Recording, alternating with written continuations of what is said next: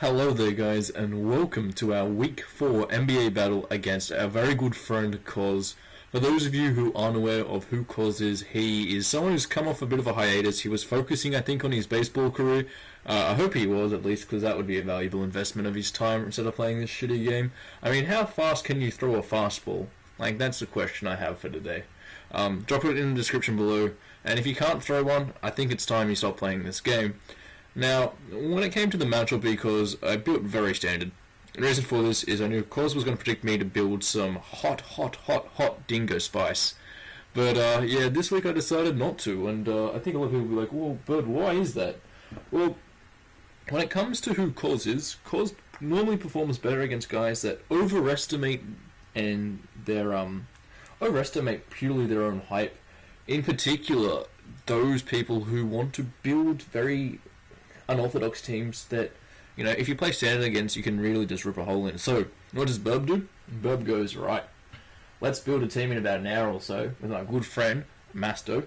If you guys aren't aware of who Masto is, he runs the best esports organization in the world, Pedonison Esports. And we have a very Pedonison Esports-like mon on the team. It is a base 120 speed set mon that, if you're struggling to draft, you need one, and that's Dog Trio.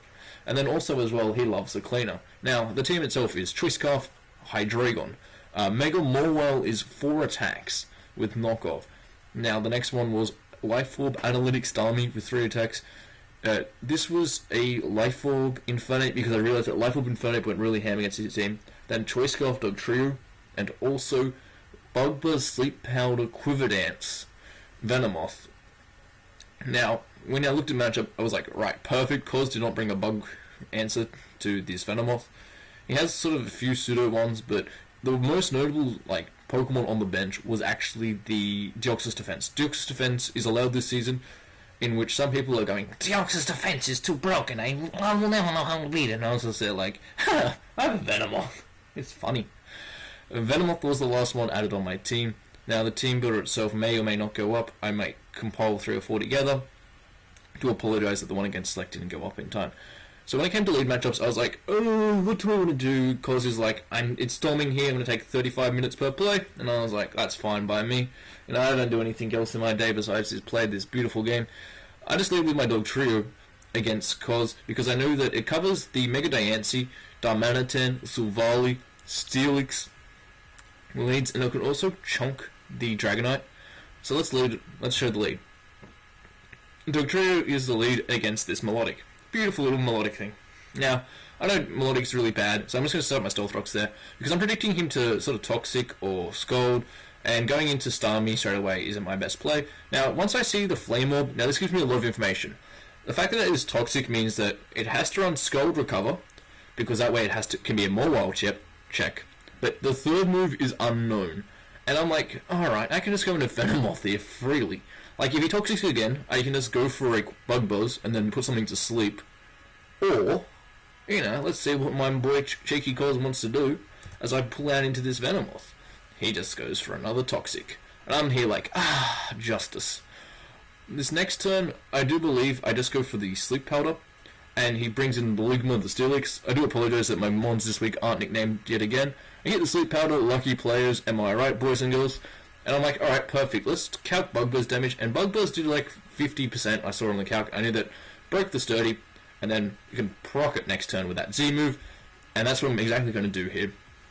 As he does switch out, he has taken 1 sleep turn, and it's important to know that sleep turn counter. He brings in this Mega Diancie, and I'm modest, max special attack, do 72% to it. I switch out here into my Dog Trio, predicting the Rock type move. As he does go out, it will go for the Diamond Storm, which I did predict, and now I'm like, alright, I'm going to Stone Edge this turn. Now this is another important play, because it really helps me keep offensive momentum up. I go for Stone Edge here because I know that his then best play is to go into Licks. Nothing really wants to take a Stone Edge on his team.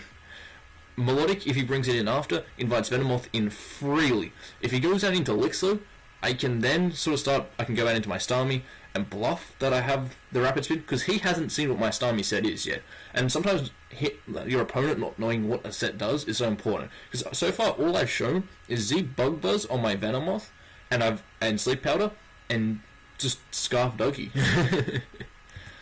So this turn, I'm just going to go for the Stone Edge here. I do hit. I was a bit upset at the time when he got the Diamond Sword, and I was like, oh, dang, this might mean I have to go for EQ, and Dragonite's going to win the game. Ugh, have a little whinge.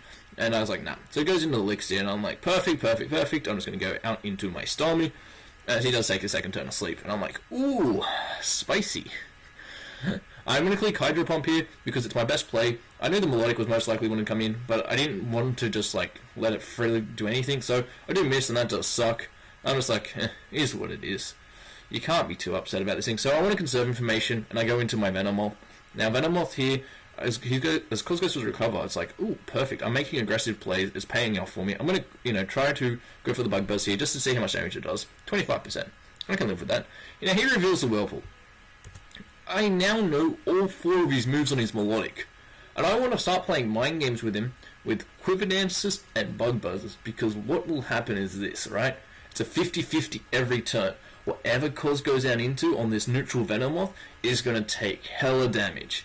If he wants to bring in the Darmanitan, I'm fine with that. I sack my Mawile, because Mawile isn't going to really do much this game. I can go out as a Dougie, and I don't think he's going to be Shed Shell on that Darmanitan. Him not getting rocks up is really crucial here, because my Venomoth is nice and healthy. I'm like, alright, you can get a crit, Cos. That's fine by me. I'll laugh at you for that.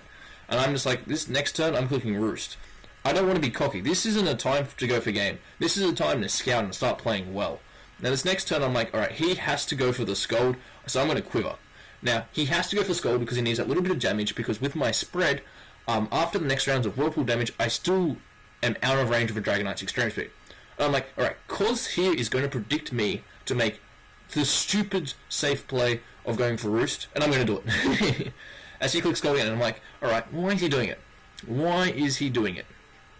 I think it's like, maybe his Dragonite, just needs it. So this turn I'm like, I'm going to click the Bug Buzz, because he is trying to scan out what I want to do. I go for Bug Buzz and do 58%.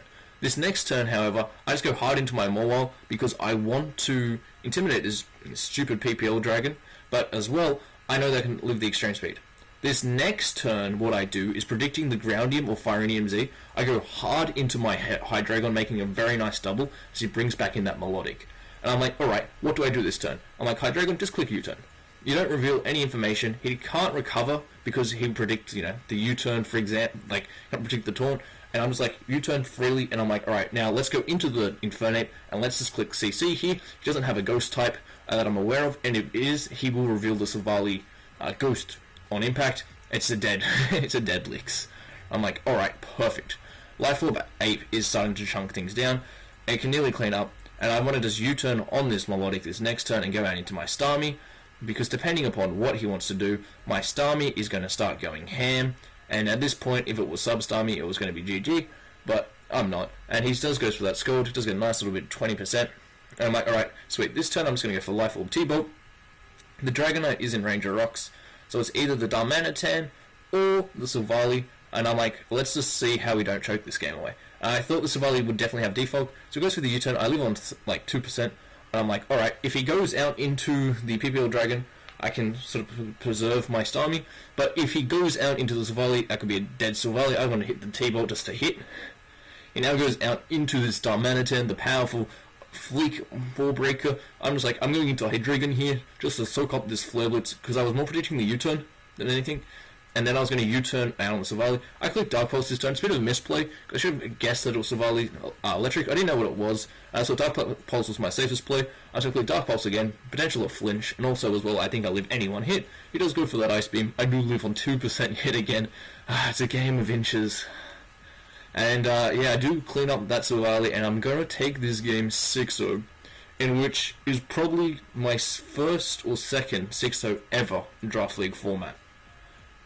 It was really hard for me to want to think about this game back, because I don't think that the scoreline represented the game itself, but more so as well, when you play one of my, who I consider to be my closest friends and taught me so much about Mons, I felt really bad doing Cos this dirty, and it was hard for me to accept this win.